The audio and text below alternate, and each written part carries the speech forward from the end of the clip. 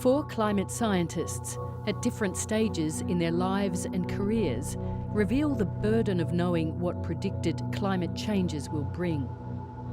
I think for years I was really living in two different worlds. I was the scientist at work who was just objectively looking at numbers, and then over years starting to be more and more worried about my own life, but I separated it completely from my private life. I think that was a little bit of a self-protection. That doesn't really work that well anymore. In the past few years, I carry this knowledge with me wherever I am. Oh, that looks beautiful, Kenan. But otherwise, that looks amazing. Look at this. My name is Katrien Meissner. I'm the director of the Climate Change Research Centre at the University of New South Wales. I've been working in this field for the last 20 years and I've been mapping lots of concerning trends in that time.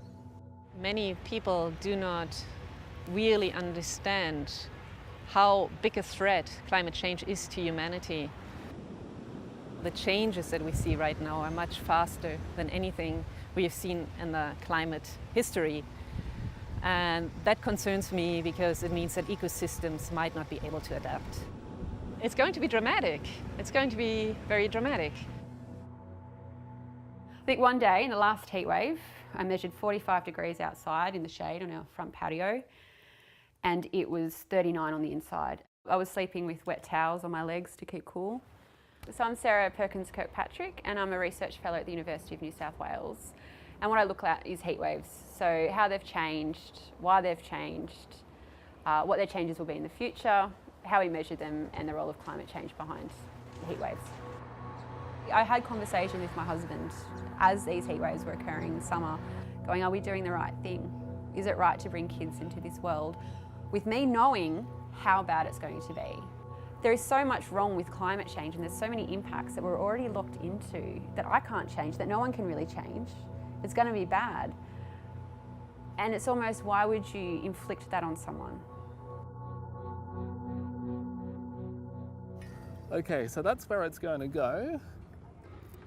My name is Justin Urgis. I'm doing a PhD at the University of Melbourne, just looking at urban microclimate as it is now and looking at how we can improve it into the future.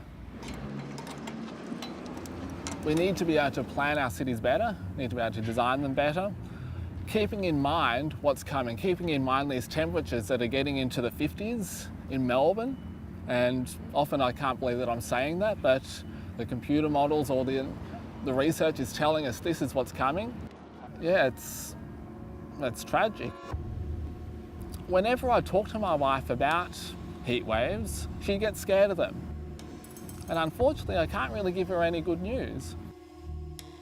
Yeah, I've been married for about 5 years. Yes, we want children, but we're quite concerned about it, even scared of it. Our parents both want us to have children, and there's a lot of joy that comes with having children. But at the same time, knowing what's coming with climate change, we've actually just been putting it off. You can say you don't believe in gravity, but the apple's still going to hit you on the head. You can say you don't believe in climate change, but it's not going to stop it getting hotter. I think Australia is the most vulnerable, developed country in the world to climate change. My name's Professor David Griggs. I work at the Monash Sustainable Development Institute at Monash University. My background is as a climate scientist and atmospheric physicist. In the past, I've been head of the Intergovernmental Panel on Climate Change, Science Working Group Secretariat. I've been director of the Hadley Centre for Climate Change, which is the UK Government Research Centre into Climate Change. And I've been the vice chair of the World Climate Research Programme. I think we're heading to a future with a considerably greater warming than 2 degrees.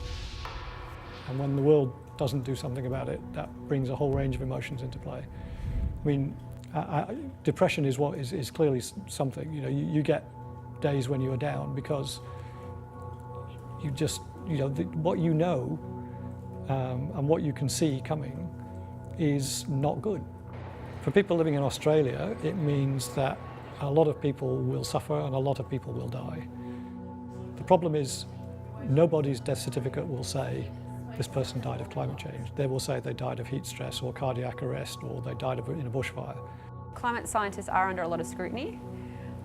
We get ridiculed a lot by certain people for being alarmists, by going too much into detail, where in actual fact we're actually probably reservists and are very conservative in our estimates and make sure we're so sure of the numbers before we actually get them out there. I don't like to scare people, but the future's not looking very good. Well, I'm fortunate in that I live in Melbourne at the moment, and Melbourne is one of the more climate-adapted cities in Australia. But if I was living in Darwin or Brisbane, I would be seriously thinking about moving.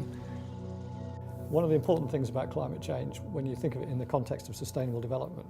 Among climate scientists, the conversation is turning to their personal plans.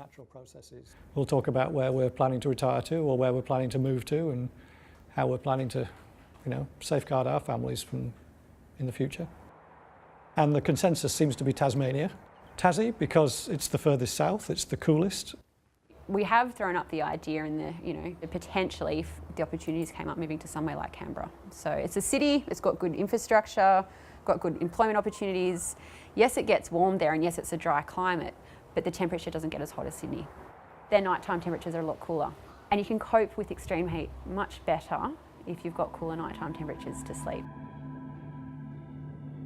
For me and my wife anyway, may be forced to move further south, and I'm sure that there's a lot of other people that are probably thinking the same thing. My grandpa decided to move down to the coolest part of Australia. He's living on a boat south of Hobart and he's trying to drag me down to Tasmania. He's saying, oh, the University of Tasmania is down here, should come down here. And I've often said to him that I think about it. My wife, she's a lot more keen to do it. I find it really hard to decide on one particular region, saying this one is going to be safe and we're just going to lock this one in. I don't think there will be any safe places. The impacts are going to be big. So my approach is to be as mobile, as flexible as possible, to be able to adapt to whatever is going to happen. My children are bilingual and we're working on a third language. Both children have 3 passports and they actually have the freedom to be able to study and work either in the European Union or in Canada or in Australia. After scoping New Zealand and Tasmania, Professor Griggs has settled on his native England as a climate change retreat. London's over here on the right-hand side, so we're down here in the southwest with Devon and Cornwall. So this is the house, just a traditional old English farmhouse built around about 1800. That's my vegetable patch, so that's where I can grow my own food. I've certainly taken a look at this and looked at the climate projections and said, yeah, that's going to be good for the next sort of 100 years or so. When some new fact comes in that makes me fearful, I think, well, at least I've done what I can to protect my family. I can't protect them from changes in the global economy. I can't protect them from mass migrations. I can't protect them from some of the impacts that they're going to do no matter where I move to and no matter where I buy my house. But I can do what I can.